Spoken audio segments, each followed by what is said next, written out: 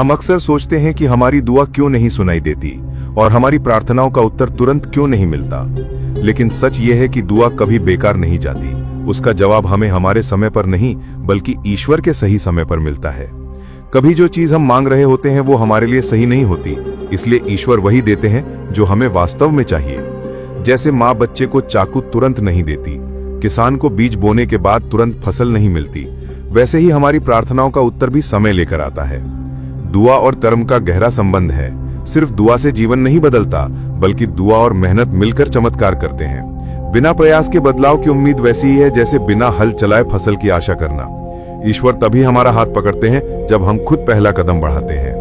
प्रार्थना तब प्रभावी होती है जब हमारे दिल में दूसरों के लिए बुरा भाव ना हो। नफरत, जलन और बदले का भाव हमारे मन को कड़वा बना देता है और प्रार्थना की शक्ति कमजोर हो जाती है। परमेश्वर प्रेम, क्षमा और भलाई करने वाले दिल को पसंद करते हैं, क्योंकि हमारी सोच ही हमारी आशीषों को प्रभावित करती है। जो भलाई बोता है वही भलाई पाता है। हमें कभी भी किसी की हानि के लिए प्रार्थना नहीं करनी चाहिए, क्योंकि प्रार्थना किसी को उठाने का साधन है, गिराने का नहीं। जब हम दूसरों की भलाई के लिए हाथ उठाते हैं तो परमेश्वर हमारी जिंदगी में भी प्रकाश भरते हैं और वरदान देने वाला हाथ कभी खाली नहीं रहता। सबसे जरूरी बात यह है कि परमेश्वर कभी देर नहीं करते। वो वही समय चुनते हैं जब हम भी तैयार हों और हमारा आशीर्वाद भी। कभी कभी ईश्वर हमें रुको इसलिए कहते हैं क्योंकि वो हमें मजबूत बना रहे होते हैं, सही परिस्थिति तैयार कर रहे होते हैं या हमें किसी बड़ी मुसीबत से बचा रहे होते हैं। उनका समय हमेशा सर्वोत्तम होता है।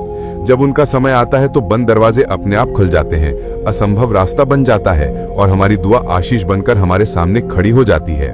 इंतजार कमजोरी नहीं बल्कि विश्वास की सबसे बड़ी ताकत है। हमारी दुआ क्यों नहीं सुनी जाती? हमारी प्रार्थना का उत्तर तुरंत क्यों नहीं मिलता?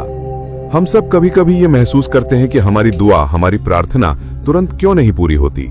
लेकिन परमेश्वर कभी भी अपने बच्चों की प्रार्थना को अनसुना नहीं करते। बस उनका उत्तर हमें हमारे इच्छा के समय पर नहीं बल्कि अपने सही समय पर देते हैं। जीवन में 3 काम जरूर करें। 1. दूसरों के लिए बुरा ना सोचे और ना बुरा करें। दूसरों की हानि, दुख या परेशानी की कामना करना ना हमें लाभ देता है, ना परमेश्वर से आशीष दिलाता है। परमेश्वर उन हृदयों को पसंद करते हैं जो प्रेम, भलाई और क्षमा से भरे होते हैं। 2. दूसरों की हानि के लिए कभी प्रार्थना न करें। प्रार्थना का मतलब किसी को गिराना नहीं बल्कि किसी को उठाना है। जब आप किसी के लिए भलाई की प्रार्थना करते हैं, परमेश्वर आपकी ओर भी भलाई मोड़ देते हैं। 3. सबसे महत्वपूर्ण, जब परमेश्वर का समय आएगा तो वह आपकी प्रार्थना जरूर पूरी करेंगे। परमेश्वर का समय हमेशा पूर्ण होता है। वो जानते हैं कि आपकी दुआ का जवाब कब, कैसे और किस रूप में देना है।